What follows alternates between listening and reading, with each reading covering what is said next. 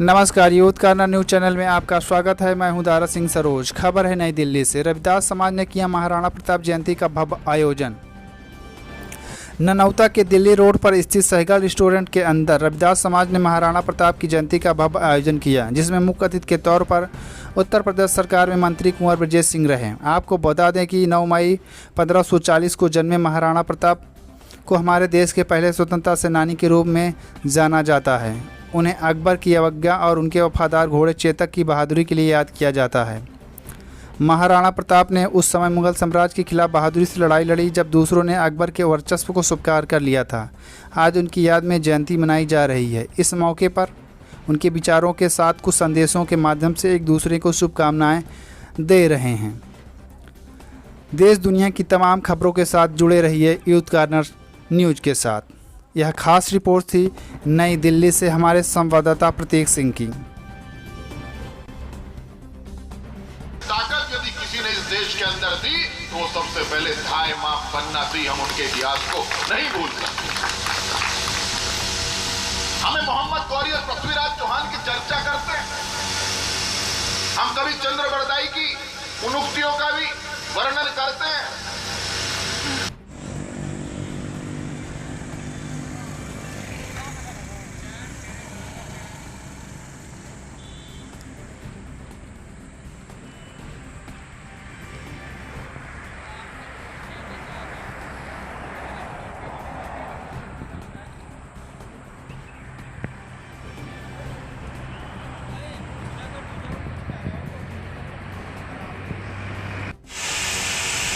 मैंने ये सब नाम इसलिए लिए कि मेरे विषय की पूरी पूर्ति 50% भाई सनेवीर जी ने कर दी, 50% आदरणीय सुभाष जी ने कर दी। मैं तो उस विषय उनके विषय से अपने आप को संबद्ध करते हुए केवल 2-4 बातें जोड़ूंगा। और आप लोग लंबे समय से यहाँ इंतजार कर रहे हैं, प्रतीक्षा कर रहे थे। कार्यक्रम को और विलंब न करते हुए मैं अपना विषय आप सबके बीच में सरल शब्दों में अपनी बात को समझाने का प्रयास करूंगा। और विषय से आप सबको आत्मसात करा पाया तो मैं समझूंगा कि आज के विषय की महत्ता तभी है जब हम लोग बहुत सरल शब्दों में इस बात को समझ लें। जैसा भाई स्नेहवीर जी ने कहा कि कुछ लोगों ने भारत के इतिहास को, भारत के प्राचीनतम इतिहास को अपने शब्दों में गढ़ने का प्रयास किया। और जब उस इतिहास को छेड़ा गया, जब इतिहास के साथ छेड़छाड़ हुई,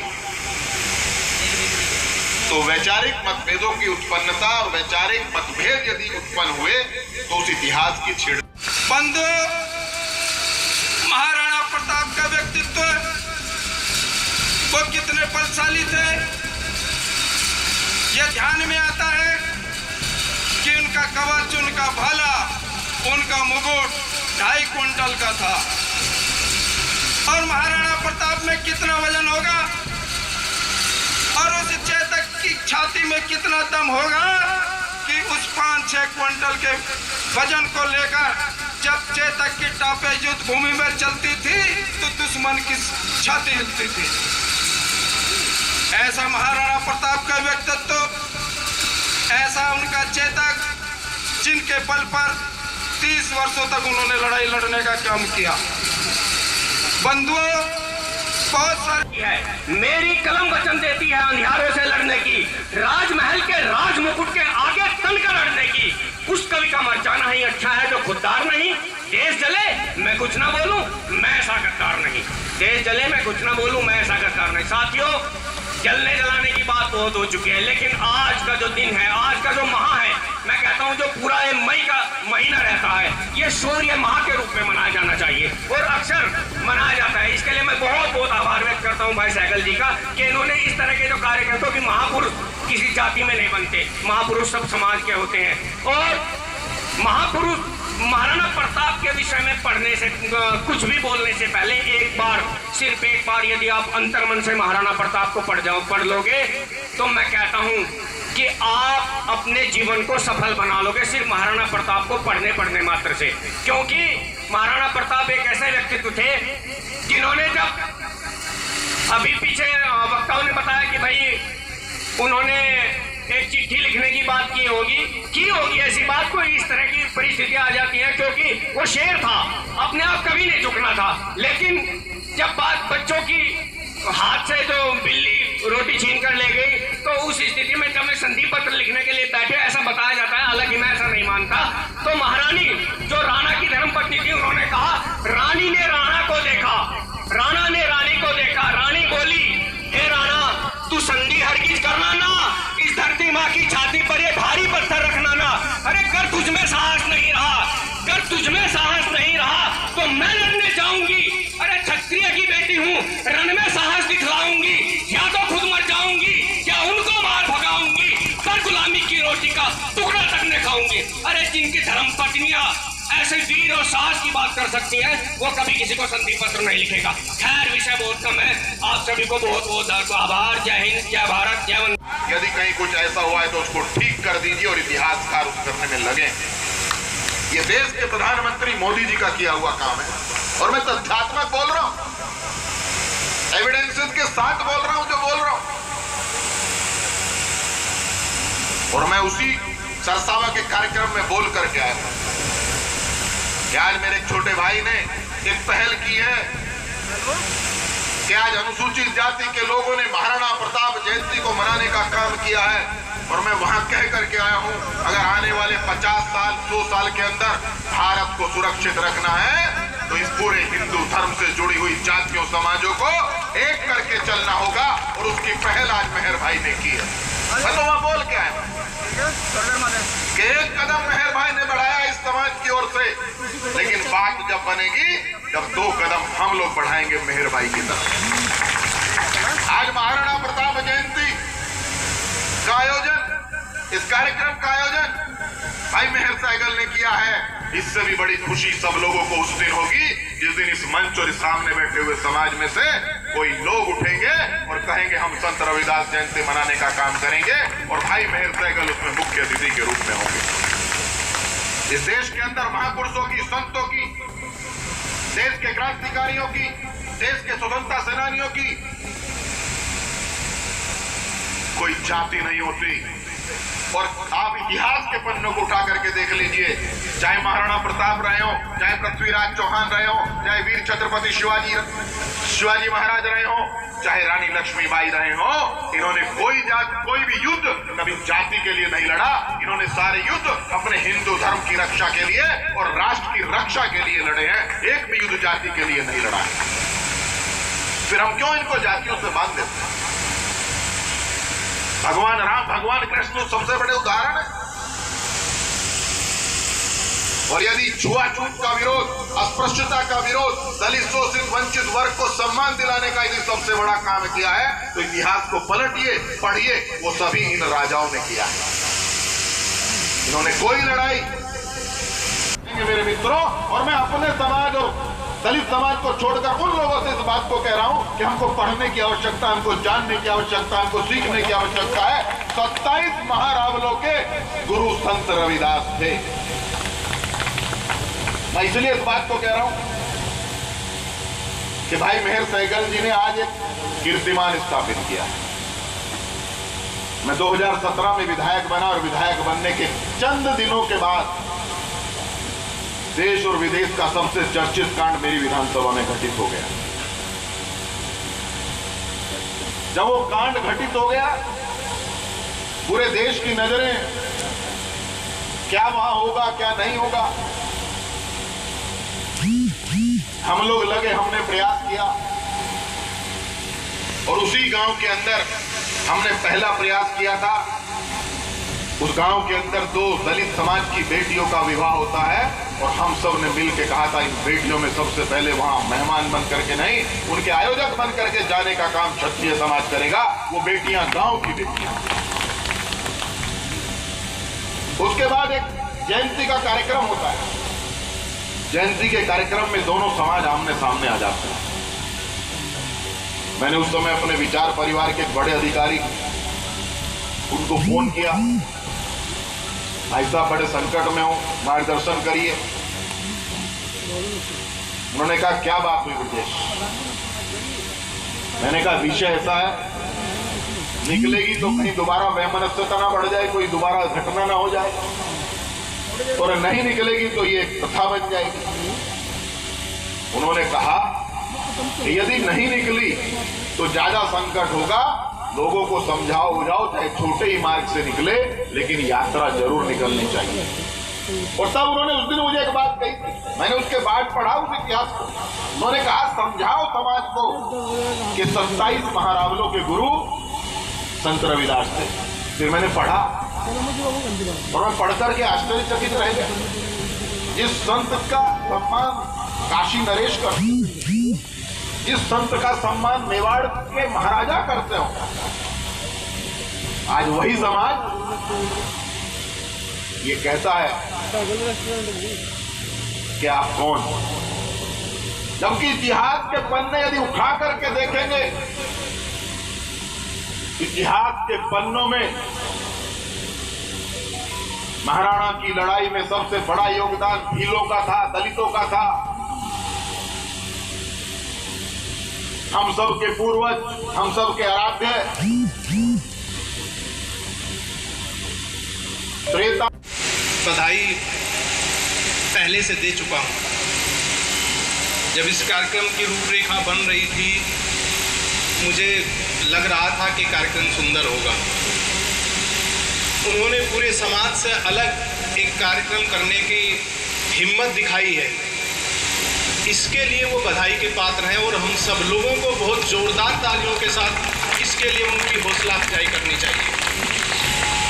और मैं ये भी मानता हूँ कि समाज के किसी भी दौर में वो सारे लोग जो समाज से थोड़े से अलग काम करते हैं, वो ही समाज को बनाने का काम करते हैं। भीड़ हमेशा कोई बहुत अच्छा काम दुनिया में कर नहीं पाई है। आप सारे पढ़े लिखे लोग हैं, आप जानते हैं कि पूरी दुनिया में सबसे बौद्धिक व्यक्ति कहे जाते हैं सुकरात। सुकरात को जब फांसी दी जा रही थी तो वहाँ जितने सारे लोग जज के रूप में बैठे हुए थे, वो ज़्यादातर कह रहे थे कि हाँ, सुकरात फांसी दिए जाने लायक आदमी है। फिर इतिहास ने तय किया कि नहीं साहब, सुकरात तो दुनिया के सबसे प्रबुद्ध व्यक्ति थे, उनको सुना जाना चाहिए था। तो दुनिया में तमाम ऐसे लोग, अगर हम महाराणा प्रताप से पहले से बात शुरू करते हैं तो भी दुनिया में तमाम ऐसे लोग हैं जिन्होंने अपने समय से अलग हटकर बात की है। अगर हम भगवान कृष्ण पर बात करते हैं तो भगवान कृष्ण जब ये बात कर रहे थे कौरवों के साथ कि साहब 5 गांव अगर आप दे देते हैं तो लड़ाई को रोका जा सकता है, तो कौरवों ने कहा कि 5 गांव क्या, एक सुई की नोक के बराबर जमीन नहीं मिलेगी। क्योंकि कौरवों को क्या घमंड था कि दुनिया के अधिकांश लोग उन्हीं के साथ थे। दुनिया के बड़े बड़े जो राजा थे वो कौरवों की सेना में शामिल हो चुके थे। पांडवों के साथ सेना छोटी थी। और किसी भी दौर की बात उठाएंगे, यही उदाहरण सामने आते हैं कि जो लोग समाज में कुछ अलग करते हैं वो अपने समय पर थोड़े से सिर फिरे कहे जाते हैं। महाराणा प्रताप की जो हम बात कर रहे हैं, सहारनपुर की धरती पर ऐसा कार्यक्रम करना एक इतने कम उम्र के नौजवान के लिए बिल्कुल बहुत हिम्मत का काम है। हम लोगों ने ऐसा प्रयास पहले किया था कि जब ये झगड़ा चल रहा था तब महाराणा प्रताप के जो वंशज कहे जाते हैं वो देवबंद में पहुंचे थे। उन्होंने फ़ोन किया कि स्नेहवीर देवबंद आया हूँ, किससे मिलना चाहिए। मैंने कहा बाबूजी आपको सबके पास जाना चाहिए। नौजवान लड़के हैं, थोड़ा गुस्से में लड़ाई हो गई। मैं उस मंच पर भी मौजूद था जब वो कार्यक्रम आयोजित हुआ था। बोले ये विचार तो बहुत अच्छा रहा है, लेकिन मैं अब लेट हो गया, वरना यही करना था कि यहाँ बैठते और सारे समाज के लोगों को बिठाते।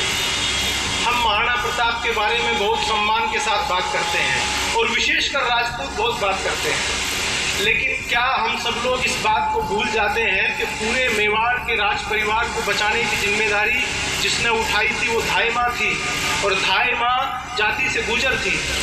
अगर धाई माँ नहीं होती तो उदय सिंह तो जिंदा ही नहीं रहते। इस पूरे इतिहास में, दुनिया के इतिहास में आपको ये उदाहरण बहुत मुश्किल से मिलेगा कि माँ अपने बेटे को अपने फर्ज के लिए कटवा दे, और पन्ना धाय ने अपने फर्ज के लिए अपनी औलाद को कटवा दिया। क्या हम धाय माँ के उस कर्ज को भूल सकते हैं? और अगर हम महाराणा प्रताप को किसी एक जाति से जोड़ रहे हैं तो हम ढाई माह के उस कर्ज को भूल रहे हैं और हम कृतज्ञ लोगों की श्रेणी में आते हैं, कृतज्ञ लोगों की श्रेणी में नहीं आते हैं। हम लोग ये मानते हैं और जानते हैं कि मेवाड़ के झंडे के ऊपर राजपूतों का जहाँ चिन्ह है वही भीलों का राज चिन्ह है। सब लोगों को ये बात मालूम है। क्यों है? क्योंकि महाराणा प्रताप का दूसरा नाम कीका राणा था। कीका नाम किसने दिया? भीलों ने दिया। कीका का मतलब होता है बेटा। वो सारे उन्हें अपना बेटा मानते थे। यहाँ तक महाराणा प्रताप की जो लड़ाई का वर्णन हम लोग कर रहे हैं, हम इतिहास को ऐसे पढ़ते चले जाइए, उससे कोई मतलब नहीं है। उससे सबक लेना सीखिए। अगर हम सबक ले रहे हैं तो फिर हम मान रहे हैं कि हमारे महापुरुषों ने कुछ किया है, और महापुरुषों को इन्हें याद करने की जरूरत क्या है?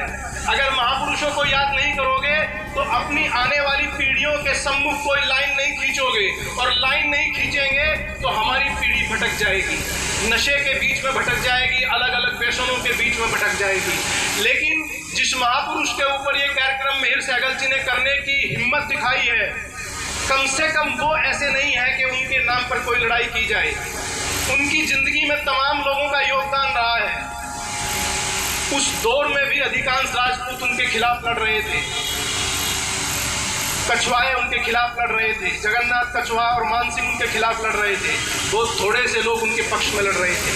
सबसे जबरदस्त साथ किसने दिया? दलितों ने सबसे जबरदस्त साथ दिया, और उनके लिए कंधे से कंधा मिलाकर लड़ने का काम दलितों ने किया। और आज हम कहते हैं कि महाराणा प्रताप केवल हमारे हो गए। इस देश के कितने महापुरुषों को बांटने का काम हम लोग करेंगे। कल हम कहेंगे कि साहब चंद्रशेखर आजाद केवल पंडितों के हो गए, उनके पूरे योगदान को हम लोग भुला देंगे। कौन हिम्मत कर सकता है भगत सिंह को ये कहने की कि भगत सिंह जाट थे? भगत सिंह के नाम पर सबसे बड़ी कालिक वो आदमी पोतेगा जो उसे जाति के नाम पर खींच के लाएगा। हम लोग अपने महापुरुषों का नाम बड़ा नहीं करते हैं, हम लोग उनका नाम गंदा करते हैं। अब हम सारे लोग बहुत बहादुरी की बात करते हैं, क्योंकि बहादुरी दिखाने का अवसर कभी नहीं मिलता है। जब बहादुरी दिखाने का अवसर आता है तब भाग खड़े होते हैं। आज़ादी की लड़ाई में जब बहादुरी दिखाने का मौका आया था तो क्रांतिकारियों की मुट्ठी भर टीम थी। उसके बाद पूरा का पूरा आंदोलन खत्म हो गया था। चंद्रशेखर आजाद को फांसी हुई, चंद्रशेखर आजाद मुठभेड़ में मारे गए, भगत सिंह, राजगुरु, सुखदेव को फांसी हुई, और उससे पहले काकोरी के लोगों को फांसी हुई। इसके बाद कहाँ है इतिहास क्रांतिकारियों का? तो केवल उनसे सबक ले। और जितने सारे इकट्ठा हुए थे वो सारे के सारे किसी जाति के नाम पे इकट्ठा नहीं हुए थे। बहुत जबरदस्त। भगत सिंह को आप पढ़ेंगे, हम लोग तो जैसे बनने हैं बन चुके हैं। अपनी आने वाली पीढ़ियों को प्रेरित कीजिए कि डॉक्टर अंबेडकर को पढ़िए। डॉक्टर अंबेडकर हमारे हिस्से के तमाम लोगों को हमने जानवरों से बदतर करा दिया था। डॉक्टर अंबेडकर लड़कर और उनके लिए अधिकार मांगे और उनको शामिल कीजिए इस पूरे सनातन धर्म में। अगर उनको रखने का किसी को श्रेय जाता है तो डॉक्टर अंबेडकर को जाता है। अगर वो अधिकार उन्हें नहीं मिले होते तो क्या आप अपने साथ उनको जोड़कर देख सकते थे?